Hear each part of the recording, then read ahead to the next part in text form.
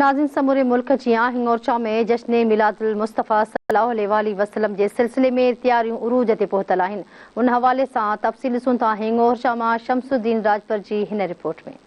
जश्न आमद रसूल जे सिलसिले में चंड नज़र ईंदे ई सॼे मुल्क जा हिंगोरजा में भी जेके जश्न आमद रसूल जूं तैयारियूं आहिनि जेके उहे उरूज ते पहुतल। हिते दुकानदारनि जेको आहे जश्न आमद रसूल जे सिलसिले में जेके दुकान पंहिंजा सिंगारे छॾिया आहिनि ऐं ख़रीदारी जेको आहे उते शुरू थी आहे। उन सां गॾोगॾु असीं मौजूदु आहियूं हिंगोरजा जी मार्केट में। उन सां गॾोगॾु उते जेके मौजूदु माण्हू ऐं आशिक़ान रसूल न अचो त उन्हनि सां ॻाल्हि ॿोल कयूं त उन्हनि जो वधीक जश्न आमद रसूल भलारे महीने जे सिलसिले में वधीक छा चवणु आहे। आशिक़नि जी तर्जुमानी कई आहे। चवे तो निसार तेर चहल पहल पर हजार ईदे रबीउल अव्वल सवा इबलीस के जहां में सभी तो खुशियां मना रहे।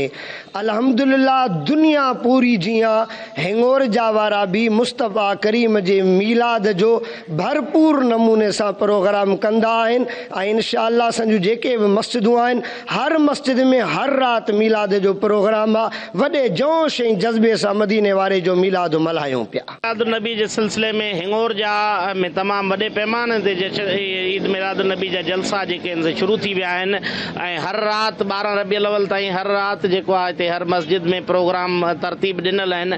जमात अहले सुन्नत ऐं ॿियनि तंज़ीमुनि पारां हिते अज़ीम और शान प्रोग्राम थियनि था। जीअं 12 रबीउल अव्वल जो चंदु नज़र आयो आहे तीअं असां मुस्लमाननि खे बेहद ख़ुशी थी आहे ऐं असां हर हंधि हर जॻह ते जेके असांजा प्रोग्राम ख़ुशूसन हिंगोरजा में थींदा आहिनि उन्हनि मस्जिद खे सिंगारियो आहे ऐं पाण करीम सल्लल्लाहु अलैहि वसल्लम जी शान में जेके नात खानूं थींदियूं आहिनि प्रोग्राम थींदा आहिनि या फज़ीलतूं बयानु थींदियूं आहिनि सभु कयूं आहिनि। 12 रबीउल अव्वल जीअं पहिरीं तारीख़ शुरू थी आहे हिंगोरजा में झंडा बेज मस्जिदनि खे इंतिहाई घरनि खे सिंगारियो वियो आहे। नंढड़ा नंढड़ा ॿार जेके आहिनि उन्हनि पाण खे पंहिंजे घर वारनि खे पंहिंजी फैमिलीअ खे पंहिंजे घरनि खे पंहिंजे रूमनि खे एतिरो त सजायो आहे जे ईद जी बि ख़ुशी असां हूअं घटि मल्हाईंदा आहियूं। ये रबीउल अव्वल जी एतिरी ख़ुशी आहे। जश्न आमद रसूल जे सिलसिले में अवां शहरनि तोड़ी आशिक़ान रसूल जूं ॻाल्हियूं ॿुधियूं।